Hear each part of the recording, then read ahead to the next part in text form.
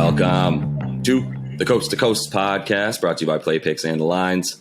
Coming to you from the West Coast, Josh Lander, joined as always by Nate Weitzer, holding it down on the East Coast for us. And we are jumping into Monday's NBA slate with some player props for you guys, some things we like from around the league. Also do have a couple other videos out there for today. Make sure you check out Boston and the Bulls, as well as the Knicks and Raptors, talking about a bunch of stuff in those games as well. But as always, if you do still need a FanDuel or DraftKings account, head to fdpicks.com or dkpicks.com and find those listings in your area, such as what we're about to jump into. Nate, let's get into some player props for tonight.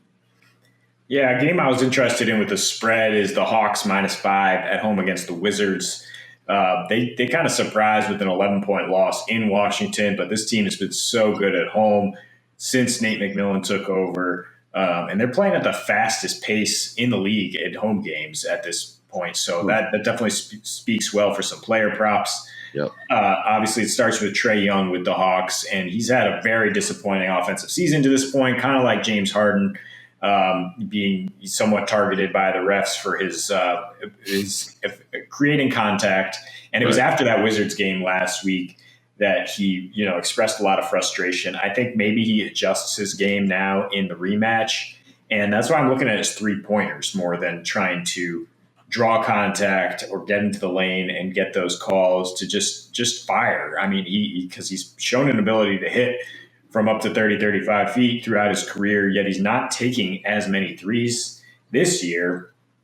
Just 2 for 5 on average at home, but he's hitting 40% at home versus 24% on the road.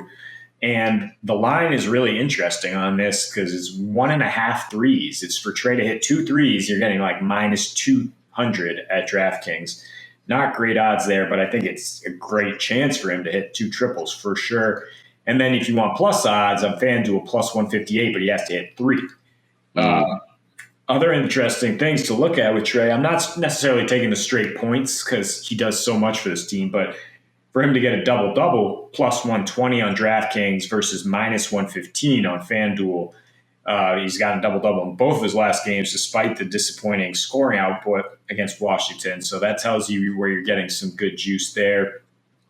Washington's been really good defensively, especially guarding the three-point line. That's why you see this line so low. KCP, one of the toughest Steph stoppers, I think, in recent years. But I mean, they just went to overtime with Boston. I think there is some regression to come here. And, Trae, granted against different personnel, just absolutely lit this team up for 34 and 10 assists per game, hitting 3 threes on average in his last 5 meetings. Before this season, I think he hits a few threes tonight. Yeah, I mean, the totals there are so low for him, obviously because of a somewhat slow start for him scoring the ball, but also Washington, which was the weirdest thing that I've heard you say since we started this podcast together, was Washington is dominant on 3 against the 3-point shot on defense. They're only giving up 8 threes made a game. Teams are only attempting, I believe, less than 20 threes a game on them, which in this league, is saying something at this point in the way the NBA is today. But you do look at what Trae has done in the past. I think rather than take his threes, just because of the fact that he would have to hit 3 of the 8 that the Wizards give up each game to get over that mark, I do think he comes out with those assists. That's something that he has been more consistent with this season, at least in their victories, averaging more than 10 assists a game. So that's where I would stick with Trae as well.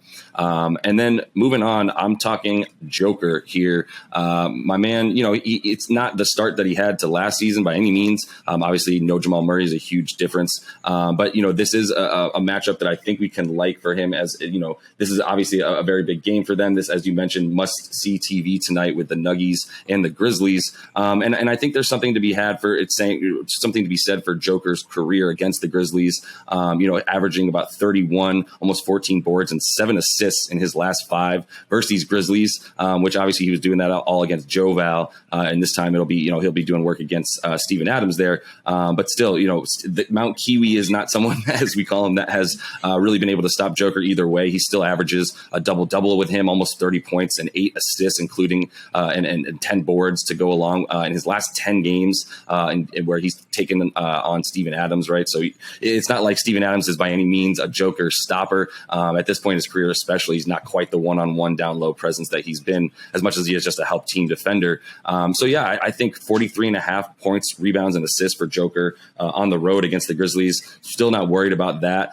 He had 52 points, rebounds, and assists on the second leg of their back-to-back the other night, where they made sure to take care of business, even though he had that knee bruise that he was coming off of against the Jazz. So I think Joker's fine. If there's one thing that this giant man is, it's durable, which is why he won the MVP more than anything last year, to be honest. And I think you can expect another solid performance. 44 points, rebounds, and assists for him is something that seems like if it's a good game for Joker, that's easily done, you know? Yeah, Steven Adams is a guy you think of as a real good defensive center, real physical, but that's not really what stops Jokic. He kind of inwardly smiling, like, okay, you're going to shove a forearm into me. Like, I'll just hit you with the soundboard shuffle. I'll just drop a dime over your head. Obviously, he's had no issues with Steven Adams, who can't necessarily stay on the floor for Memphis. They've been going small a lot, and then the Joker will just gobble up boards. He had 17 or 19 in his last game.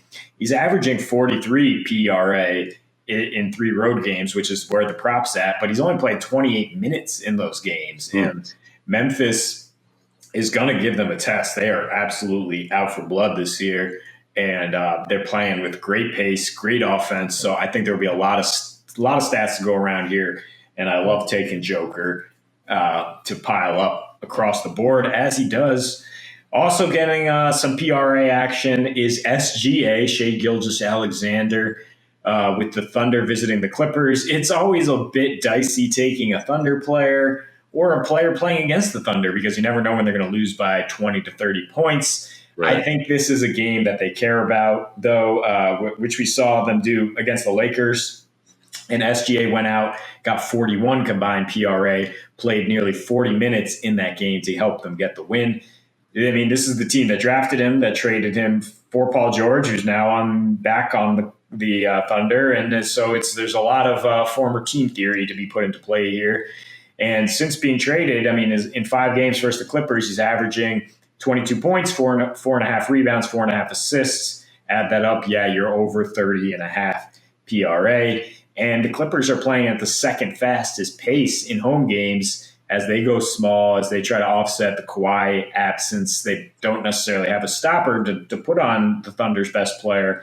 So I expect SGA to get his buckets, maybe get over the 20.5 points prop he's at right now, if you feel better about straight scoring than bulk stats. But really, I'm just trying to follow the minutes here and assume that he'll get plenty of run in this one.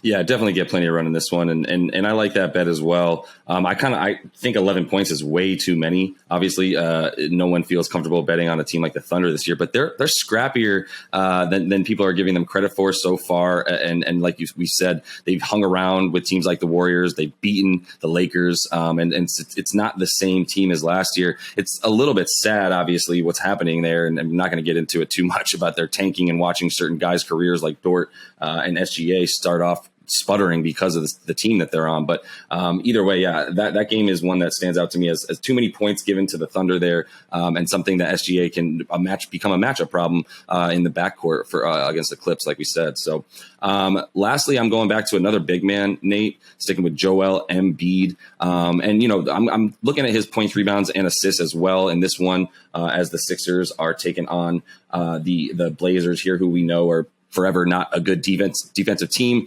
But obviously Yusuf Nurkic is on the other side for them. So, look, he's healthy. It's been a problem in the past for Embiid in terms of matching up with Yusuf. But at the same time, the reason that I'm feeling good about Embiid's points, rebounds, and assists in this one is because I do like him to get around 25 points and at least 10 boards.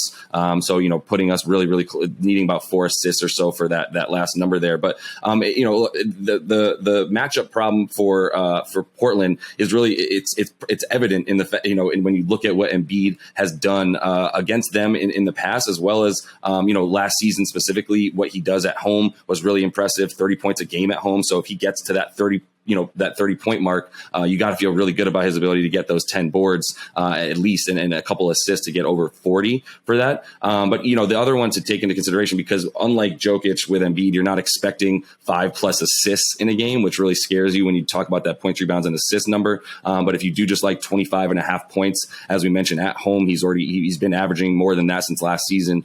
So that's where I would look for Embiid stats tonight, rather than looking for his rebounds and assists in a game where Yusuf Nurkic is going to be clogging things up for him. It's gonna be a fun game. We got a pretty good slate here tonight. Some fun games, some good matchups, some things we'll be looking at. Also got that Cavs Hornets matchup with some nice young stars in there. So plenty of stuff to check out. We will be back again as we move on in this NBA season. A couple other videos out for you on tonight's slate, as well as we mentioned the Celtics and the Bulls, as well as the Knicks and Raptors. Got a couple videos there for you. So make sure to like and subscribe. We will be back with you guys. And until we see you next, happy betting.